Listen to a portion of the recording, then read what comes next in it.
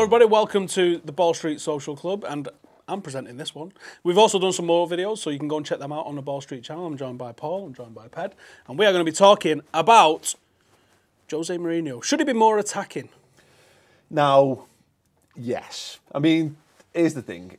I don't think you can argue with the overall results of the man as a manager and the silverware that he's delivered in his time.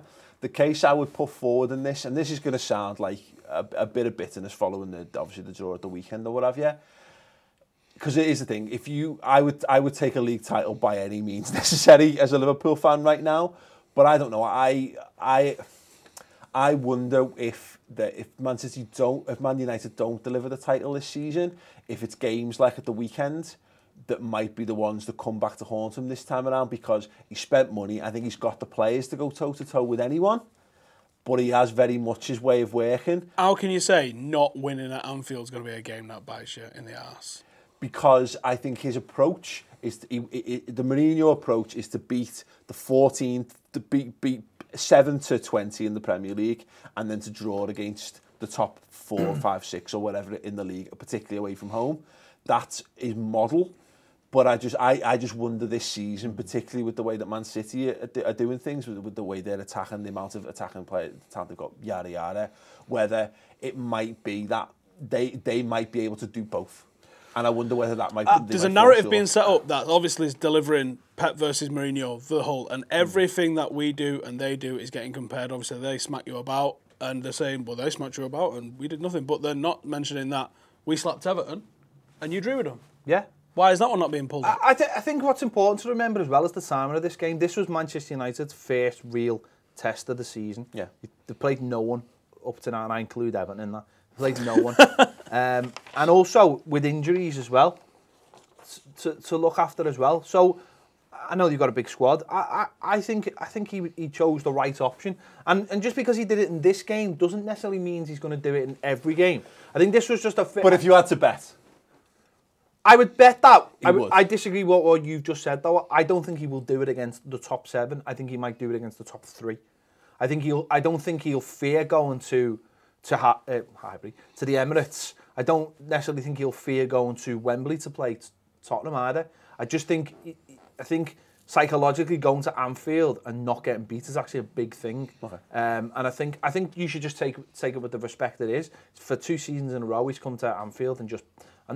I don't think he parked the bus as much on Saturday, but I think that's just the way he does things. And I don't know why it's still a thing and people get upset by it, or why they feel because when Tony Pulis does it, he's getting the most out of what he's got available to him. When Jose Mourinho does it, there's a little party that's got to go. Come on, mate. All right. Well, this particular instance at weekend, we didn't have Paul Pogba. And that might be the first game that we've really missed having Paul Pogba, because we obviously spoke to Neville and Carragher, didn't we, on Friday night, and one of the things that Neville said to us, I'm not sure if this was on or off camera, he said that in games like this, they would always turn to the likes of Scholes, someone who's brave on the ball. And I thought what United massively lacked was composure and quality on the ball. We give away way too many passes, we put way too many wayward passes around. And even though on paper you're like, this is still a good side. We lost Bailly just before kickoff. We lost Rashford just before kickoff. And they would have had a 5% impact on that game from the start, I think. We had to play Ashley Young on the right. Now, that's a Watford-level player. That's not a Manchester United-level player. That's a Manchester... We've been at Man United for like 5 years. And what? Like, Lukaku didn't have a good game, didn't have any service. Love that. Wonderful arguments. He's been at the club, no manager. He's had 4 different managers. Well, sometimes people just get overlooked, don't they, in the big ins and outs, and like, oh, I forgot about... Oh, no, mind. So, Fergie also signed Jemba. Let's not get carried away. I thought Mkhitaryan was quite poor. I thought Lukaku was quite poor. They also suffered from a bit of a lack of service. And that was, I thought, was because we wasn't moving it through the middle of the park very well. Herrera and Matic, on paper, great players, haven't played together. Going to Anfield and not losing.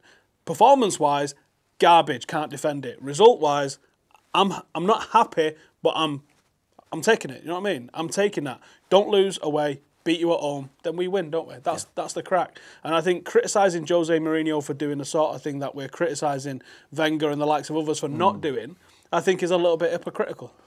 Great. No, I know. This is the thing. Like I say, I get back to it. Ultimately, if it wins a league title, it wins. It wins a league title, and the man's got what, 3 Premier League titles. You know, his press conference was actually very interesting as well, because in his press conference he said he was waiting for Klopp to make a change that never came, and I do think that's quite important, because actually United haven't, for all the 4-0s we've got this season, a lot of them have come on the back of being 1-0 up. Yeah. And the other team making a change to try and get that goal back, and then we've capitalised on their mistakes. And it felt like that might have been what we was waiting for. We just left Ashley Williams on. But no, it's right. I thought that was quite interesting. I thought that was actually quite revealing of him as well, because, I mean, again, if you're a man into football analysis, you probably have noticed it as a thing, of course.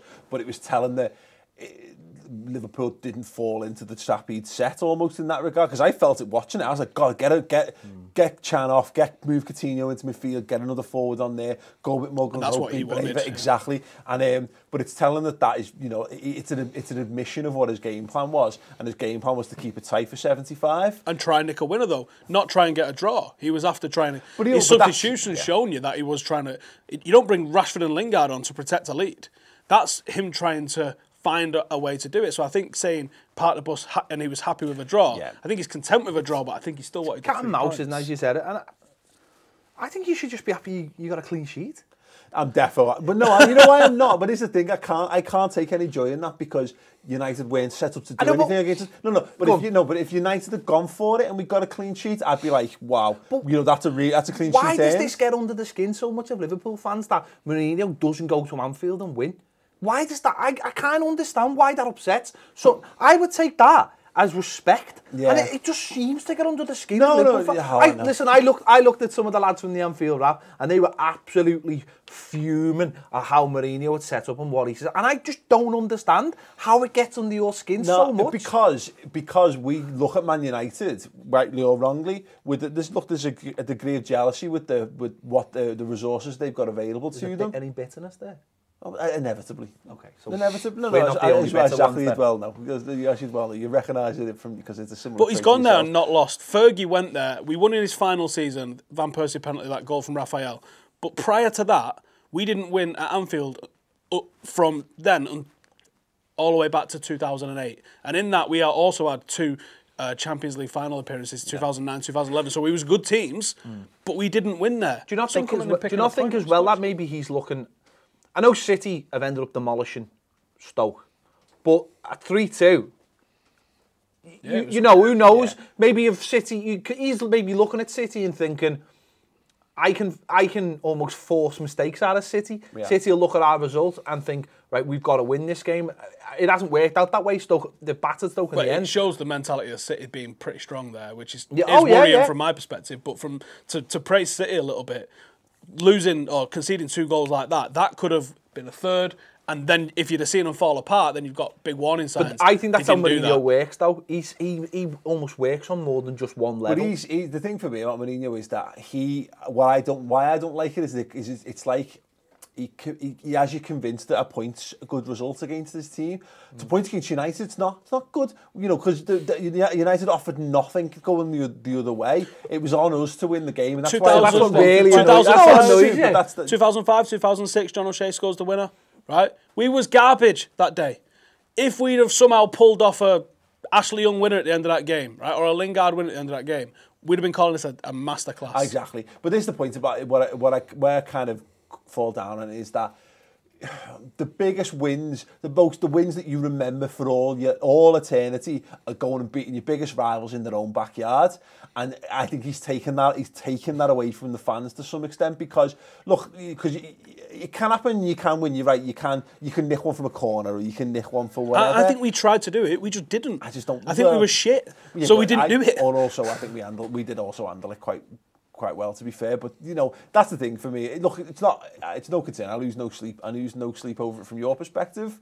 But there is one of those things. It always is for me is that we're battling against. no, bollocks. It just makes me laugh. Though. We're battling against. We're expected to challenge for titles, and we're expected to finish in the top 4, and we're looking at City and Man United, and we're looking at what they've got to them, and we have to go by hook or by crook to steal every point and work every extra million out for every player. Should have had more shots on target than you might have done it. And then That's how they play. But isn't the onus on you at home? It's just annoying. Like, the onus is on you at home. And now the fact that you're 1 win in 8, when does the pressure start turning for Jurgen Klopp? And Koeman got more wins in the last 8.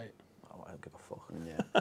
It's one of them, innit? We're, you know, if we were playing shit football, we'd be in a bit more. But see, what's this brand of football all about? Would you not like that? No, not about brand of football. Would you not like that now and again, though? Happy with how would you not like that going now and again, going somewhere and just nicking a point and just being defensively solid, or would that be against? No, one man scored against us.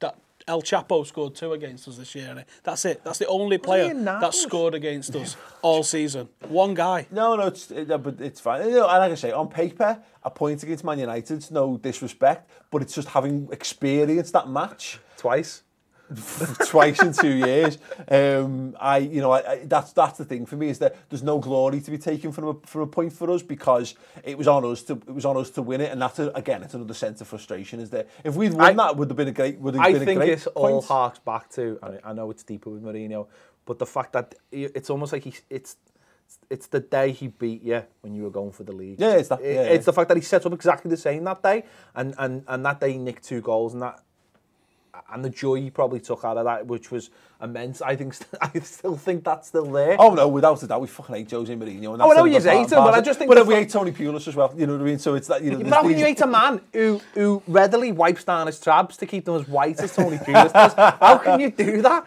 He has wet wipes in his pockets, just ready to go. He either gets a new pair of trainees every single game, or he's just got the best cleaners ever that I need to know about. He does strike me as the kind of person who does, like, you know, like everyone had that, knew someone had that. My dad was never like that, but like my uncle was like that, who made his son like Vaseline in his boots. Well, I bet he's defo like that. You know, like really take extra perfect care of them. He's clearly a weirdo, isn't he?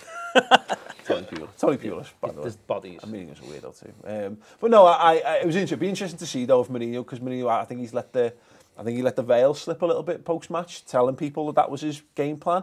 I wonder whether teams now will be as naive, knowing that that's how he does it. Because I think we played a clever game there. We trusted the system to try and to nick the winning goal. Yeah. We're not going to talk about how Liverpool played 6 midfielders against us, no striker. I didn't even wake up till the game was finished. He's not a striker, is it? Firmino's we wears number 9. Yeah. But you're saying there about Mourinho, I think he's such a bastard. Like, he could be working the other way. Now he is a fucking Game of Thrones villain, and he deserves to get eaten alive by dogs at the end of the season for the way he plays. That's what he deserves. Football deserves Pep Guardiola's Man City to win the league over that this season. I think he should take the honour of being burned to death by a dragon. Whatever, you know. But I just think that even by saying that, he's basically opened up for the next game to that person not to fall in the trap, and he'll do something else, because he's just a devious bastard at the end of the day. I think he is one of the bastards, quite simply. He is. Yeah, I'm not sure which one. And you know what? Again, just to come back to it though, State. Look, if it delivers you the title, then fair fucks. Yeah, I'm not asked. I'm legitimately. There's no pressure on him to do anything other than he does, because why would he change a formula that he knows works? The interesting one is how it goes down against City, because if we go and we put in a shithouse performance like that and he put 3 past us, well, then that didn't work, and you can rightly criticise that. Yeah.